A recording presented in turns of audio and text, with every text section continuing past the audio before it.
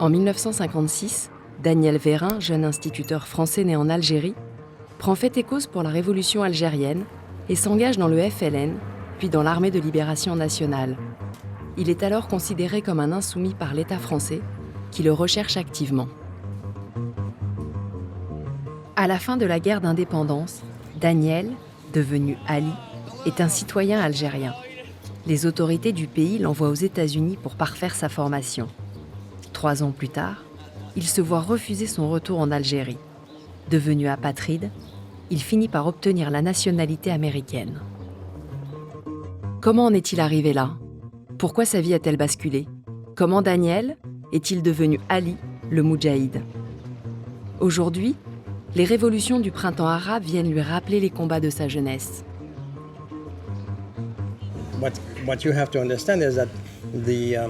Mais tu dois bien comprendre que le printemps arabe a commencé en Tunisie avec la révolution du jasmin. Et puis s'est propagé vers l'Égypte, où il y a eu une révolution grâce à des jeunes comme toi, même plus jeunes. Là-bas, les jeunes, ils en crèvent. Il y a toujours eu la répression policière. Impossible de dire quoi que ce soit, car si tu parlais, tu étais emprisonné. Comme mes amis au début de la révolution algérienne. Je me sentais algérien et donc, quand la révolution est arrivée, j'ai participé au combat des Algériens pour que leurs droits en tant qu'êtres humains soient reconnus. L'humanité totale, quoi. Exactement. L'humanité totale.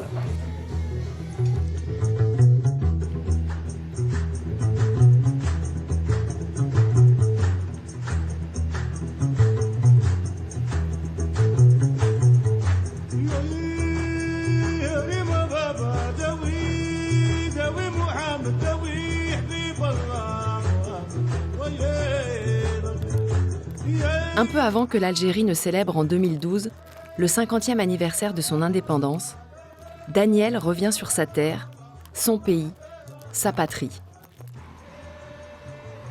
Reconnu Moudjahid en 2001, il attendra 2004 pour retrouver enfin sa nationalité algérienne. Né du côté de l'oppresseur, Daniel a choisi le côté de l'oppressé. C'est un point de vue que l'histoire officielle délaisse, car il est plus facile de raconter un combat à la lumière d'oppositions radicales. Cependant, au-delà des clivages de toutes sortes, il y a des lieux dans cette Algérie coloniale, des lieux comme l'école, où un autre avenir se dessine. En 1956, Daniel est un jeune enseignant passionné. À l'école normale d'instituteurs d'Alger, il se forge la conviction que l'engagement contre l'oppression est la seule alternative. Ses amis sont des élèves qu'on dit indigènes, avec qui il partage de longues discussions animées. Son voyage commence dans les montagnes de Loirsenis, à Borj Bounama, autrefois nommé Molière, là où il a pris son poste d'instituteur. El Hadj, un villageois à qui il a raconté son histoire, guide main dans la main le vieil homme dans la cour de son école. C'est ça? Oui, bien sûr, Manu, oui, c'est ça. Et moi, ma classe, c'était là-bas. La classe? Oui, la classe intérieure. Alors ici, c'était l'école des garçons, avec ma classe juste en face. Et en haut, c'était l'école des filles. Ça me fait un sentiment de bonheur de voir que ça existe toujours, que l'école continue à exister et qu'ils travaillent pour leur propre avenir. Les volets rouges, c'était mon appartement. Les volets verts, c'était l'appartement de Ben Ali. Ce qui veut dire que de la fenêtre, je pouvais voir vers le sud-est, comme ça. Alors c'est là que je voyais les... Enfin, ça passait toujours, mais je voyais les combats qu'il y avait, enfin les bombardements au napalm. C'est-à-dire qu'on voyait l'avion qui venait, qui jetait les bombes au napalm, qui étaient interdits, mais il le faisait quand même. Il était en poste au nom des valeurs de liberté, d'égalité et de fraternité de l'école de la République. Mais aujourd'hui, ce sont les images implacables d'une guerre qui ne disait pas son nom qui ressurgissent. L'image qui me met tout de suite, c'est les massacres qui se passaient, enfin le tombereau d'hommes assassinés, emportés par l'armée française. C'est ça qui me souvient. Le reste, ça n'a pas d'importance.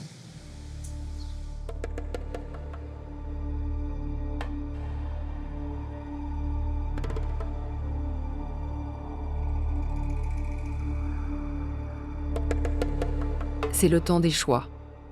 Appelé sous les drapeaux, il refuse d'être un soldat de l'armée française et se rallie à la lutte d'indépendance de l'Algérie en s'engageant dans le FLN.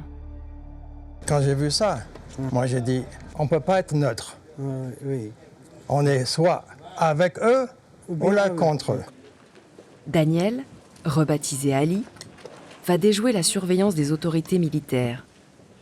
Il devient agent de liaison pour le FLN. Mais fin 1956, l'armée française intensifie la répression sur tout le territoire algérien. Le réseau FLN d'Orléansville est démantelé. Daniel est soupçonné. Il est en danger. En 1957, il doit fuir, quitter sa famille pour rejoindre les forces combattantes au Maroc. Il est arrivé avec en apportant des appareils qu'il avait à lui, et auxquels il tenait son violon aussi, je crois. Mais c'est à ce moment-là qu'il m'a dit qu'il me donnait des bouquins. C'était les bouquins qu'il me donnait, c'était les essais de Montaigne et les nourritures terrestres d'André Gide. Et les essais de Montaigne qui sont restés sur ma table de nuit après tout le temps. Et puis, au bout de quelques jours, il a dit que il devait prendre le train pour partir vers Alger. Et je l'ai accompagné à la gare. Et c'était très, très étrange. Parce qu'on ne s'était rien dit, mais je savais qu'il allait parvenir. Je me rappelle, on était tous les deux très émus. Et quand le train, je l'ai quitté, que le train est parti, je pleurais comme une madeleine.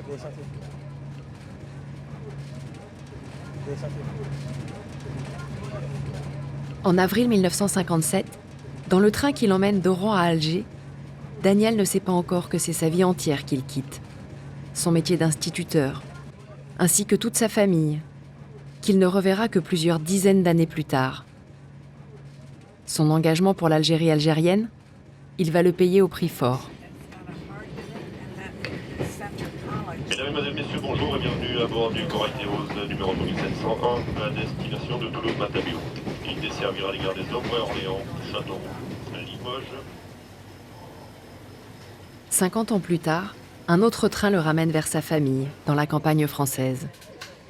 La France, ce pays dont il a épousé les valeurs de liberté, d'égalité et de fraternité, ce pays qu'il a aussi condamné parce qu'il avait partagé la lutte du peuple algérien.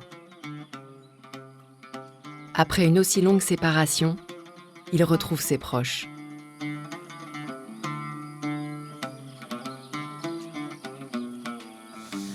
Ça, j'étais merveilleuse. Ouais, t'aimais ça? Mais moi, de toute façon, je m'appelle Daniel, c'était mon héros. Ouais. Pourquoi? Ouais. C'est vrai que... Mais moi, j'essayais toujours d'être gentil, d'être aimable, d'être... Non, pas tout. Non, j'essayais. mais de temps en temps, tu avais besoin de te défouler, il faut bien comprendre. Non, mais attends, plus... c'est peut-être difficile, oui. De toute façon, par exemple, il avait 7 ans de plus que moi. Alors, il fallait qu'il supporte la petite sœur. C'est sur cette terre de Gascogne que sa mère s'est installée avec quelques affaires après son départ précipité d'Algérie. Les paysages lui rappelaient les collines des monts du Dara. La mère de Daniel avait des convictions égalitaires très ancrées. Révoltée par l'injustice, elle inculque à ses enfants l'amour de l'Algérie. Elle leur demande de vouvoyer les indigènes. Pas question d'utiliser le parler habituel des Européens, fait de tutoiements et de sobriquets péjoratifs. C'est grâce à elle que depuis tout petit, Daniel se sent algérien.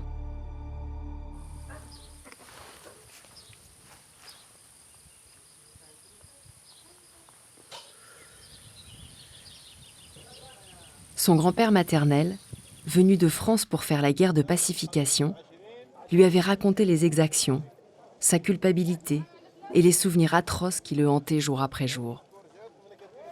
Alors l'arrivée française en Algérie, c'est 1830 avec le débarquement de Sidi Ferruch, et c'est le début pour la France d'une longue période de conquête qui dure pendant plusieurs décennies, qui ne s'apaise, qui ne se calme qu'avec la défaite de l'émir Abdelkader au milieu du siècle.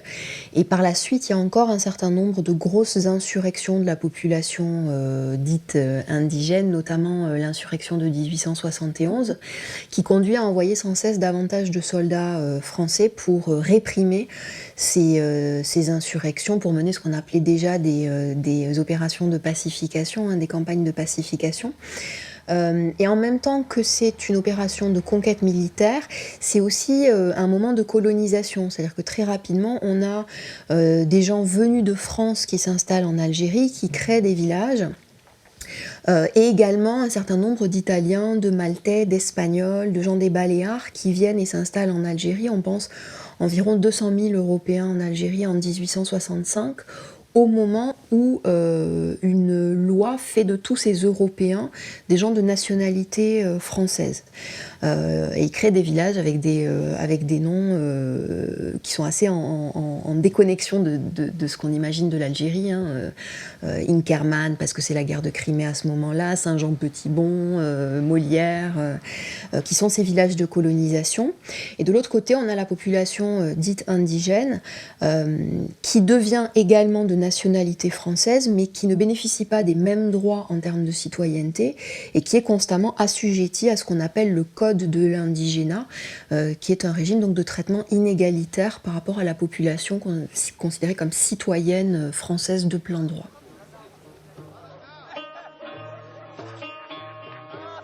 Le jeune Daniel ne ressent pas la différence. Attiré par la culture algérienne, dans les rues de Sidi Bel Abbès, il se mêle à la population. Je pouvais me balader et voir les choses autour de moi. Et donc c'est là que j'ai commencé à découvrir beaucoup de choses à Sidi Bel Abbès. Au cours de mes balades, j'allais dans des coins, ça s'appelait le village nègre. Et donc moi, comme gosse, je me souviens de la musique gnawa, des musiciens noirs, musulmans, qui venaient du sud. Ils jouent du tam-tam et de la raïta, et des conteurs qui racontent des histoires épiques des chevaliers du temps du prophète, tout ça. Et moi, j'avais la chance de bénéficier de ces richesses. Sans le savoir, je m'imprégnais des différents aspects de la culture algérienne. La maison familiale d'Oran est un repère dans l'enfance de Daniel. Après la Seconde Guerre mondiale, des gens de passage, pacifistes, militants humanistes et citoyens du monde s'y donnent rendez-vous. Daniel entend parler de politique, de philosophie. Albert Camus, qui habite Oran, passe quelquefois à la maison. Plongé dans cette atmosphère, Daniel aiguise sa réflexion sur la France coloniale. Une idée s'impose, la nécessité d'une égalité totale entre les populations européennes et algériennes.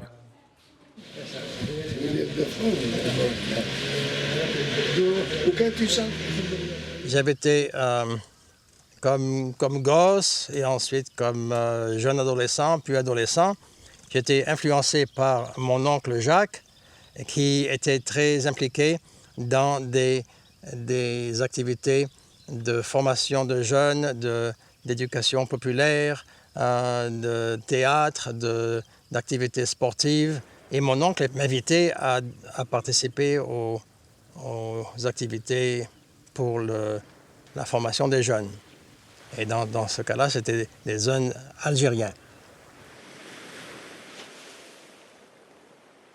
Près d'Oran, entraîné par son oncle, il fréquente les auberges de jeunesse où il rencontre des dizaines de jeunes de son âge et de toutes origines.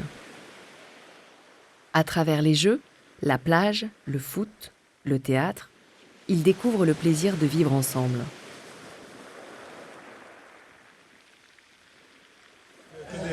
Montre-moi, oui.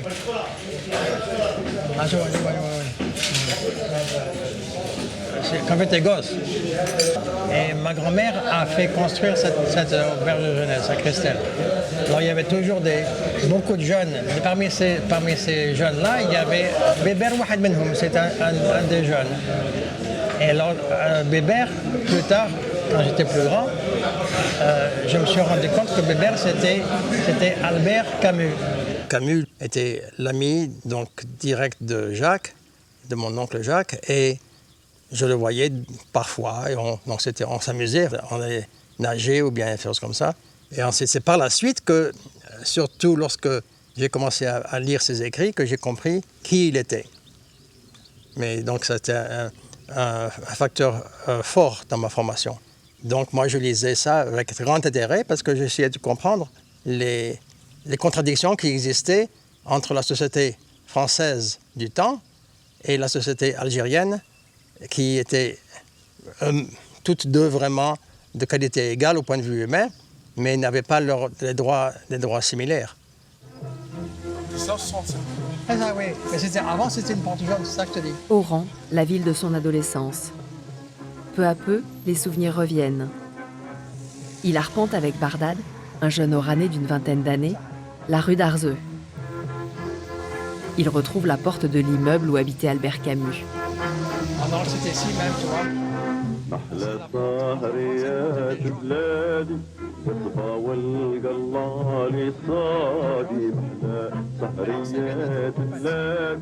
Notre famille avait un respect, de par ma mère, un respect très profond pour l'humanité en général. Donc on avait un sentiment d'avoir une responsabilité vis-à-vis de distribuer les connaissances que nous avions. Donc c'était un état d'esprit.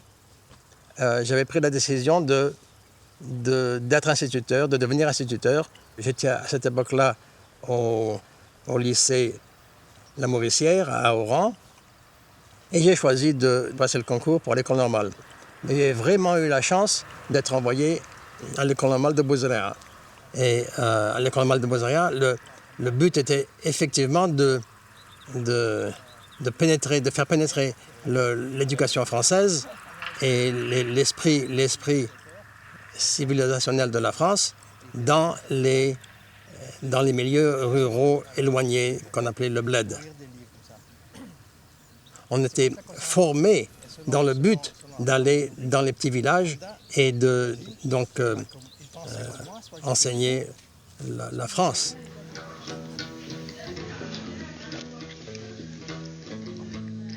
L'école normale de Bouzaréa est une institution. Elle a formé entre 1865, date de sa création sous Napoléon III, et 1962, plus de 4000 maîtres de l'enseignement public. Dès 1920, l'école s'ouvre aux étudiants indigènes. Elle devient un véritable creuset. La fusion entre l'esprit laïque de l'éducation française et l'idéal d'une égalité pour tous s'impose. La figure emblématique de ces jeunes instituteurs est l'écrivain Mouloud Feraoun. Il réveille les consciences par ses écrits.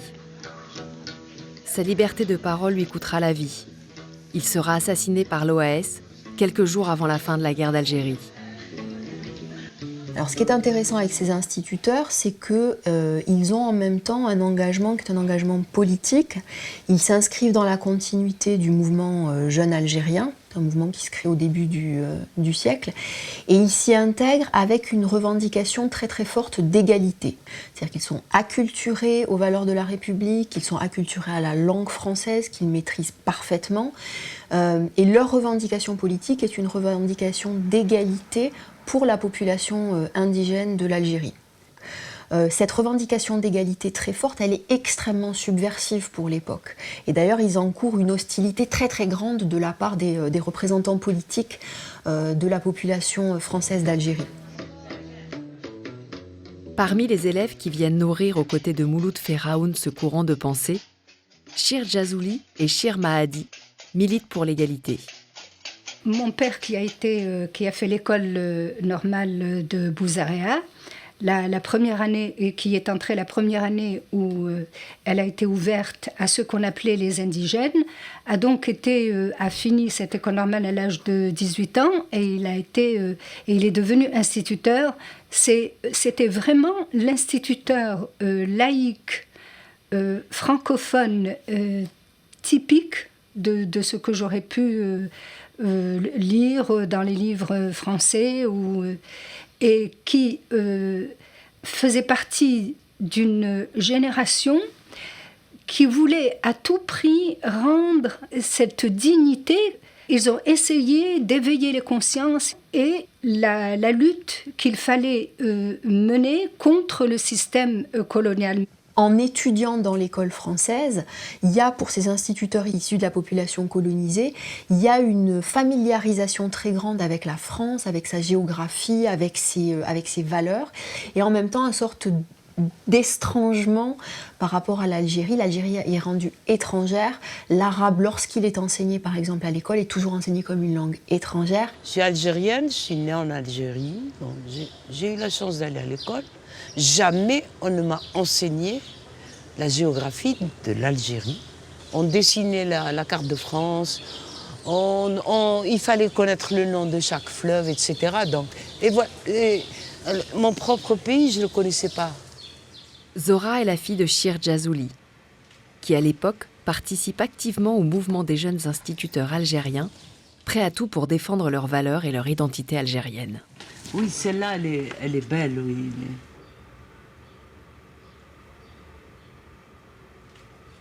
C'est bien lui, quoi. Entre 85 et 90 ans, quoi.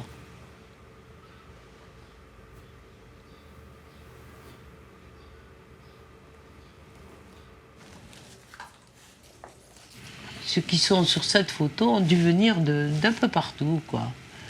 Ce sont des Algériens qui se donnent le mot, qui se déplacent pour prendre le train, aller à Alger et assister à une conférence et revenir dans la journée. Ces instituteurs ont un organe qui est La Voix des Humbles, qui est le journal qui est créé en 1922, qui se tire à peu près 3000 exemplaires et qui est vraiment l'organe des instituteurs indigènes, selon l'expression de l'époque, qui se diffuse auprès de l'ensemble de ces instituteurs et plus largement auprès de ceux qui ont été à l'école française et qui s'intéressent à cette question de l'égalité. Alors dans ce courant jeune algérien, le grand moment de bouillonnement, si vous voulez, le moment où les choses se condensent en quelque sorte, c'est 1936. Parce que d'abord, l'élection du Front populaire crée vraiment l'espoir d'une réforme qui va donner les droits de citoyens aux indigènes. Et l'autre forme de cristallisation de cette année 1936, c'est la création du Congrès musulman, qui est le premier grand congrès anticolonialiste, parce qu'il rejette la colonisation, et néanmoins il rejette la colonisation tout en restant dans la République française.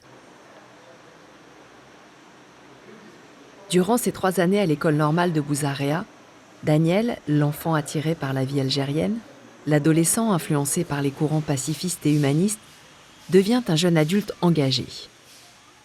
C'est dans L'Homme révolté, le livre de Camus, qu'il va puiser les idées qui nourriront son engagement, au-delà des limites que le philosophe n'avait pas voulu franchir. Il s'éloigne des étudiants européens pour prendre part au débat autour de la situation politique et sociale. Parmi ses amis proches, il y a Hamda, le fils de Chir Jazouli, et Abdallah, son frère de lutte du FLN, qu'il retrouve après de longues années d'éloignement. À l'issue de la 3e année, apparaît une liste des postes à pourvoir. Et suivant le classement, on choisissait le lieu où on voulait aller. Et Daniel a choisi Orléansville. Ayant choisi Orléansville avec le fils Jazouli, normalien, le fils Jazouli, normalien, l'a présenté à son père, ancien normalien, qui était instituteur à Orléansville. Nous étions 2 familles, les Madi et les Jazouli, qui étaient tout le temps ensemble. Et donc, Daniel est venu à la maison avec le jeune Jazouli. Et il s'était parfaitement intégré dans la famille. C'était un beau jeune homme aux yeux bleus. J'avais beaucoup d'admiration pour lui. Et il se comportait avec nous d'une manière, je dirais entre guillemets, d'une manière tout à fait normale. C'est-à-dire qu'il avait avec nous un rapport d'égalité, que à ses yeux, nous étions des citoyens à part entière. Les Européens et les Arabes, comme on nous appelait, on était traités de melons, d'Arabes, de 30 figuiers, d'indigènes, de voilà, toutes sortes de sobriquets. Se côtoyer, pouvait être voisin, mais attention, chacun chez soi. C'était une sorte d'apartheid bizarre. Bizarre.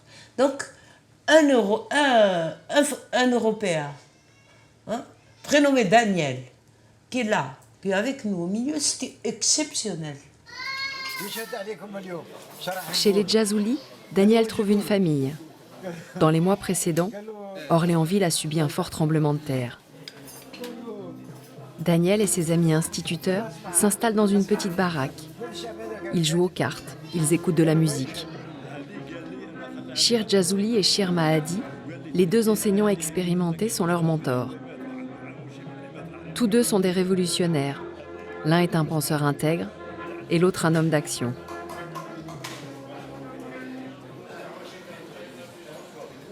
Les repas dans les familles algériennes rappelleront toujours à Daniel le jour où il est devenu Ali.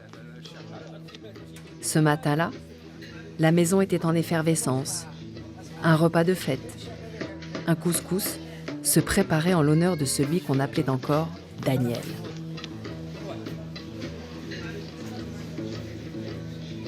Shir Djazuli et Shir Mahadi avaient décidé d'adopter Daniel dans leur famille algérienne, mais aussi de l'engager dans la lutte de libération du peuple algérien. Ce jour-là, Daniel devint Ali. Alors le début de la guerre, c'est le 1er novembre 1954, quand le Front de Libération Nationale lance une série coordonnée d'attentats. Et c'est le début pour le FLN d'un moment d'affirmation. Le FLN est une toute petite organisation et dans les premiers mois de la guerre, un des enjeux, c'est de gagner la population indigène, de gagner la population musulmane. Dans ce contexte de ralliement progressif au FLN, les instituteurs jouent un rôle très particulier. Ils sont visés à la fois par les uns et par les autres, parce que pour les autorités coloniales, ils devraient jouer un rôle de vecteur, d'affirmation de la puissance coloniale.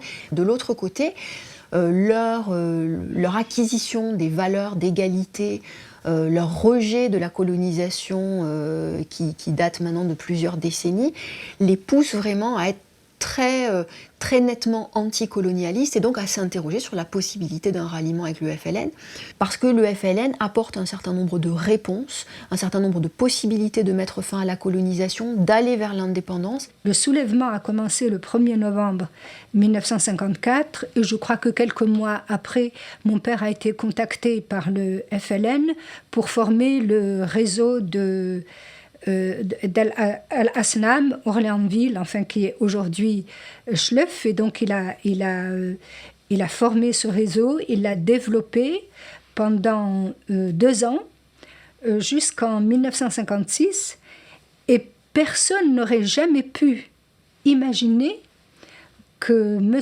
Mahdi, cet instituteur tellement acquis aux idées de la République, pouvait avoir une attitude différente de celle qu'on voulait qu'il ait. Pour Ali, la tâche est plus facile. Ses déplacements n'éveillent pas l'attention.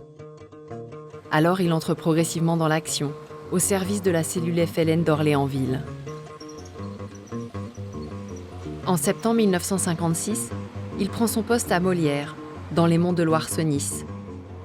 Il fait de fréquents allers-retours en autobus pour faire la jonction entre la montagne et la ville et passer des messages aux maquis.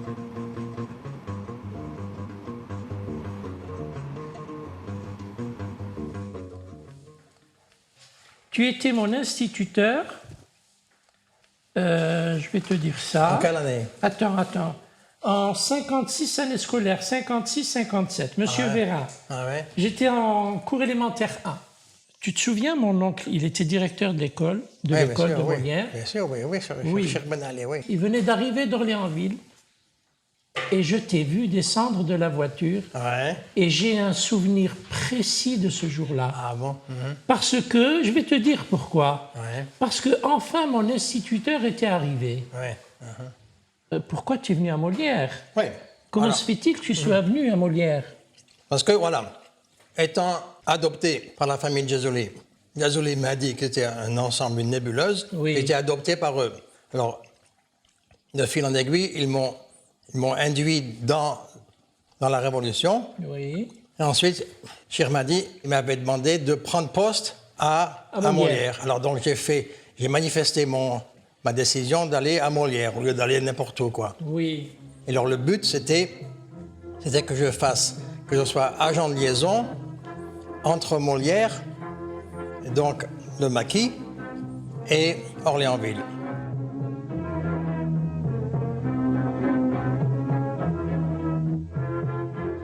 Et ils m'ont appelé, ils m'ont sorti de la classe. Moi, j'ai mis un élève, un des grands là. Oui, alors, pour j'ai dit, nous surveiller. Occupe-toi. Pour surveiller.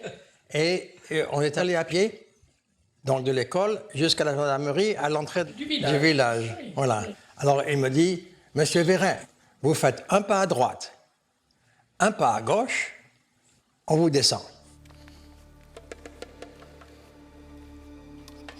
J'étais en danger et je mettais les autres en danger. Et quelques semaines après, Cheikh Ben Ali m'a dit, bon, prends tes affaires, va-t'en. Et je suis allé me réfugier dans la famille Mihoubi, le père d'Abdallah et de Ahmed, Allah rahmo, qui était employé à la sous-préfecture et qui m'a donné les faux papiers français. Alors c'est comme ça que je suis parti à la frontière ouest.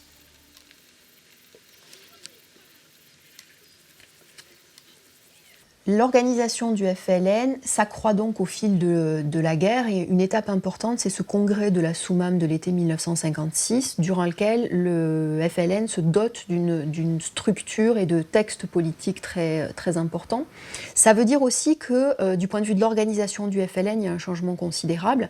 Alger n'est plus un sanctuaire, les dirigeants doivent partir, le FLN est désormais entièrement dirigé depuis Tunis, depuis le Caire.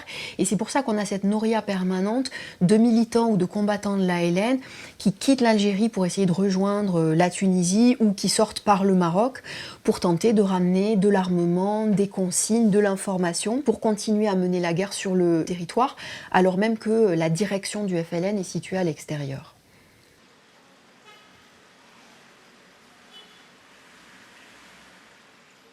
Devenu insoumis, il est recherché par la gendarmerie française. Muni de faux papiers et d'un laissez-passer FLN, Ali Daniel entre dans la vie clandestine. Il entame un long périple autour de la Méditerranée. Il part pour Alger, puis se rend à Tunis. Désormais en fuite, il s'en remet au contact des militants du FLN, ses frères de lutte. J'arrive à Tunis, petit bureau du FLN.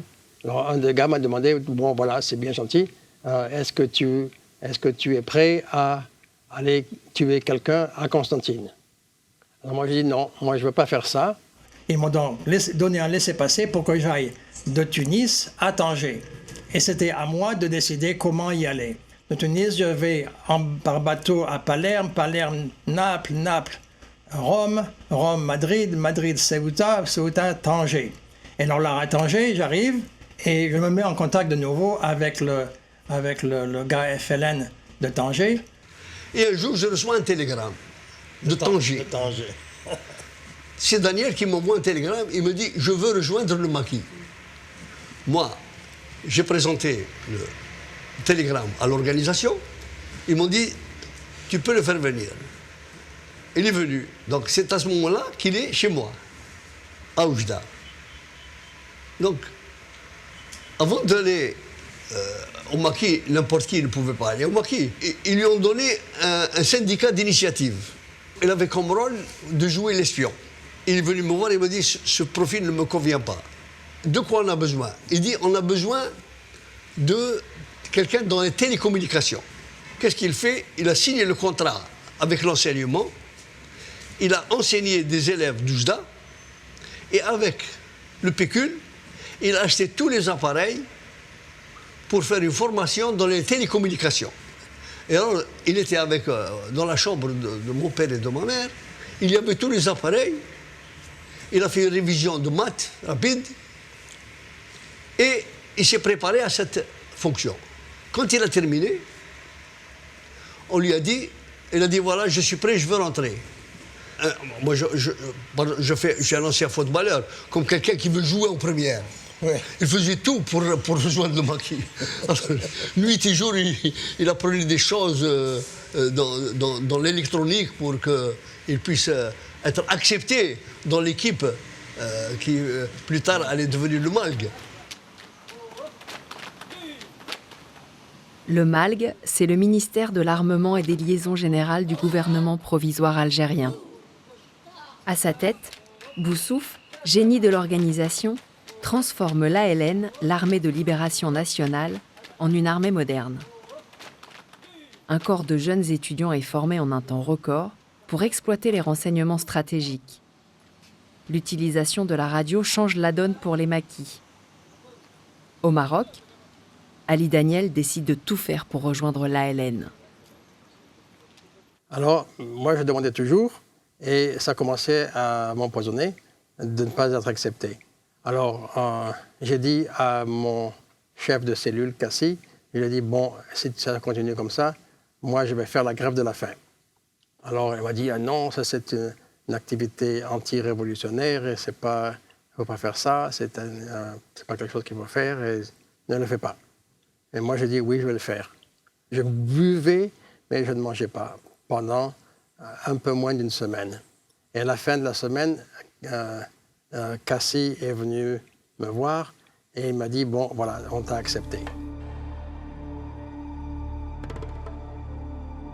Dans le MALG, il ne chômait pas. Il ne chômait pas parce que dans le maquis, il y avait des appareils qui étaient en panne. Alors on les lui apportait et c'est lui qui les réparait. Il fallait qu'il les répare vite parce qu'il n'y avait pas un magasin où on pouvait en acheter d'autres. Ali Daniel peut enfin s'impliquer dans l'action. Il trouve le moyen de prouver sa motivation en jouant un rôle effectif et nécessaire dans la guerre de libération.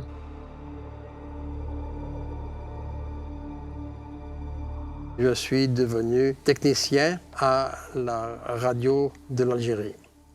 Et mon travail, c'était de préparer l'émetteur.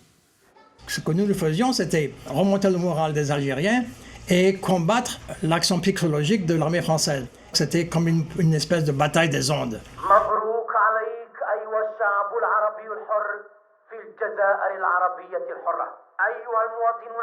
C'était un travail qui était fait en clandestinité. Notre travail atteignait toute l'Algérie entière, mais on ne nous connaissait pas. Les gens nous appelaient les hommes de l'ombre. Le FLN s'affirme de plus en plus comme un État algérien avec la création du gouvernement provisoire de la République algérienne, le GPRA, qui se veut l'interlocuteur des autorités françaises dans les négociations.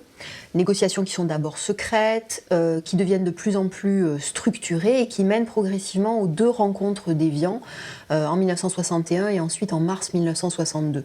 C'est cette conférence d'Évian de mars 1962 qui aboutit à l'accord de cessez-le-feu du 19 mars. Un accord dont on aurait pu penser qu'il met fin à la guerre. En fait, il ouvre une période qui est vraiment une période extrêmement complexe, de grande incertitude et de grande violence, avec l'affirmation sur la scène algérienne de l'organisation armée secrète, l'OAS, qui a pour objectif, dans un premier temps, de convaincre les autorités françaises de ne pas aller à la négociation, refuser de négocier avec les indépendantistes du FLN, et qui progressivement évolue vers une politique de la terre brûlée. Alors cette politique de l'OAS, de la terre brûlée, elle vise précisément tous ceux qui cherchent à maintenir un lien entre les populations françaises et algériennes. Et parmi ces gens qui font le lien, il y a évidemment les instituteurs, il y a également les travailleurs sociaux. Et le moment vraiment symbolique de ça, c'est le 15 mars 1962, l'attentat contre un groupe d'instituteurs qui sont en train de créer des structures sociales à destination de la population algérienne. Dans ce groupe de gens qui sont assassinés par l'OAS, on a Mouloud Feraoun et Max Marchand qui sont vraiment les symboles du contact entre Français et Algériens tournés vers la population algérienne et assassinés par l'OAS.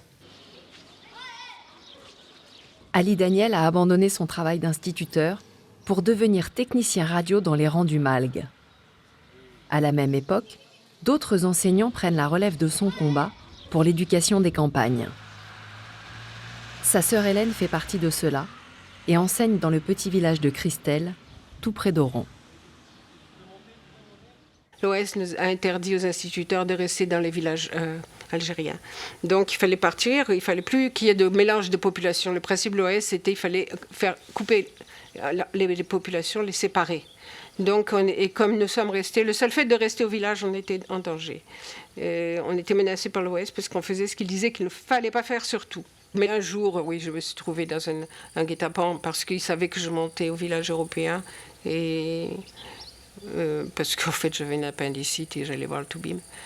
Et ils ont su que je montais, l'OAS a su que je montais et donc ils ont essayé de nous descendre, quoi. Mais on est arrivé à se sauver dans la montagne et donc on n'a pas été descendu.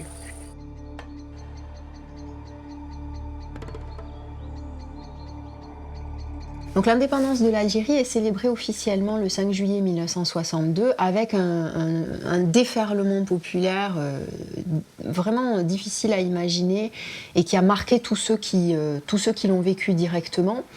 En même temps, pour l'Algérie, c'est le début d'une période complexe. C'est le début de ce qu'on a appelé l'été 1962, qui est pratiquement une guerre civile pour le pouvoir entre dirigeants du FLN, avec d'un côté le GPRA, qui est le tenant de la légitimité du FLN, et de l'autre l'armée des frontières dirigée par Boumedienne, qui parvient à faire arriver Ben Bella au pouvoir contre cette légitimité du gouvernement provisoire. Le début de ce gouvernement de Ben Bella, c'est un moment d'immense enthousiasme où l'Algérie est vraiment la vitrine du tiers-monde, commence déjà à être la Mecque des révolutionnaires, avec énormément de gens qui viennent en Algérie pour faire l'expérience de ce moment incroyable du début de l'indépendance d'un pays. C'est le temps des liesses populaires et des fêtes de l'indépendance. Le pays est à reconstruire. Une vie nouvelle est à inventer. Mais Ali, toujours militaire, est trop occupé pour y participer.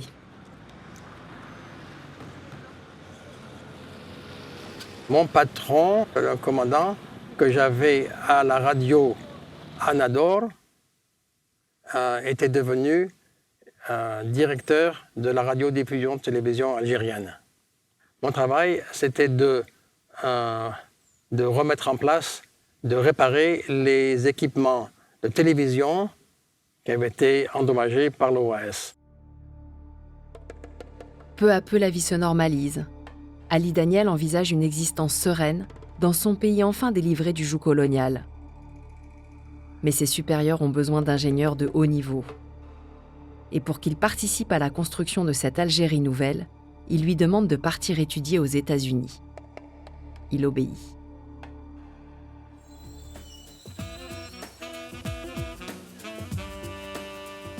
Ali Daniel a 29 ans. Après des années austères passées dans l'armée, il découvre la liberté aux États-Unis. Le gouvernement américain lui accorde une bourse qui lui permet de vivre chichement. L'Algérie lui manque, mais ses études le passionnent. Ma responsabilité, c'était d'étudier et de retourner en Algérie pour travailler notamment dans l'armée. Au bout de 3 ans, en 1965, il obtient son diplôme d'électronique et se tient prêt à retourner en Algérie. Mais l'ambassade algérienne lui refuse son passeport.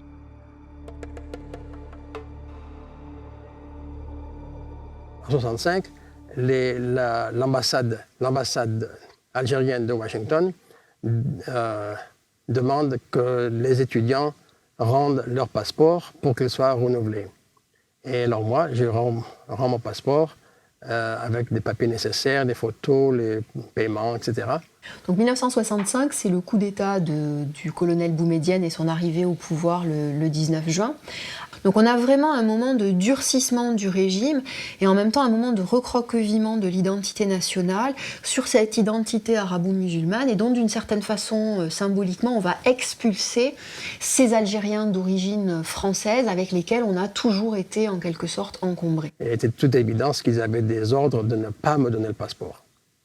Alors moi, je me suis trouvé comme sans passeport algérien, sans passeport français, et donc immigrant illégal en Amérique. Pendant 40 ans, chaque année, il demande son passeport pour retourner au pays. Mais les silences obstinés de l'ambassade le cantonnent dans son exil. Il passera toute une vie à attendre la reconnaissance de sa nationalité algérienne. En fait, il était apatride, ce qui faisait de lui une personne qui n'existait pas vraiment. Et moi, je ne comprenais pas, je n'ai pas compris comment cela pouvait le toucher si profondément. Je crois qu'il niait le mal du pays. Il niait le fait qu'il appartenait à ce groupe si chaleureux.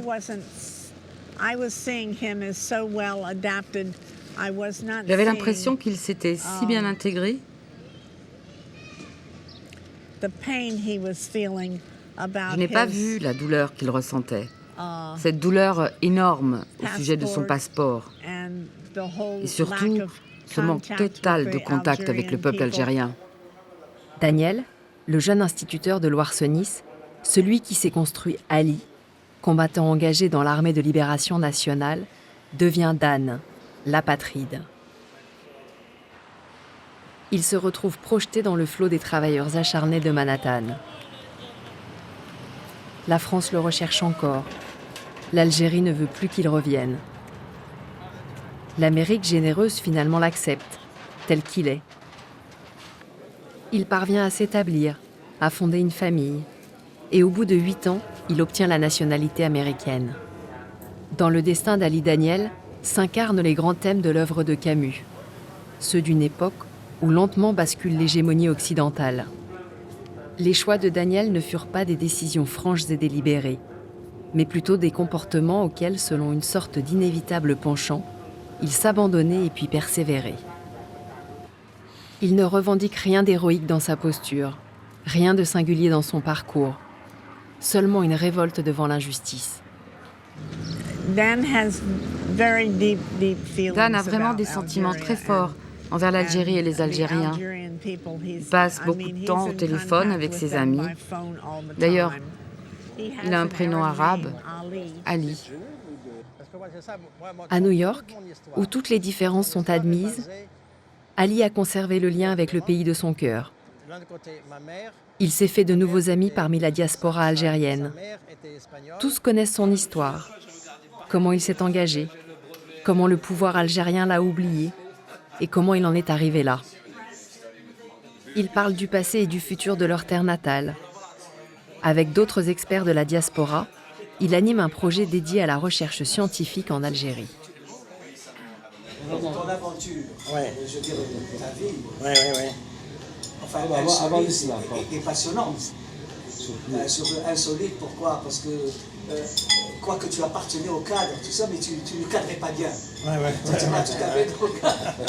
Et passionnante, la façon dont tu l'as vécu. C'est-à-dire toutes les bagarres qui ont été impliquées. Moi, j'étais profondément intégré à la terre algérienne, au peuple algérien, depuis ma naissance, bien que très très français, de source très pure, mais fortement ancré dans l'Algérie. Barakat. C'est pour ça que le parcours de Daniel Ali me paraît aussi important. Parce qu'en fait, à différents titres et à différents moments, il est dans une sorte de marginalité et de malaise. Il n'est pas tout à fait à son aise et il n'est pas forcément accepté très facilement lorsqu'il essaye de rallier le FLN. Moi, je trouve que cette inversion de la grève de la faim est un moment tout à fait étonnant. Et en même temps, il n'est pas légitime parce qu'il a ce souci de ne pas commettre l'attentat. Donc, il a cette réticence par rapport au fait de commettre lui-même un assassinat politique.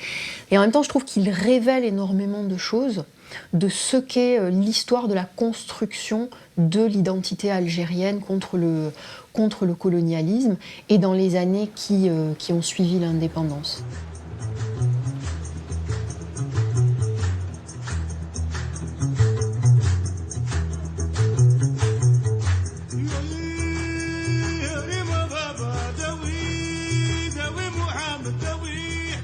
L'histoire a fait d'Ali Daniel un héros modeste comme ceux qu'affectionnait Albert Camus.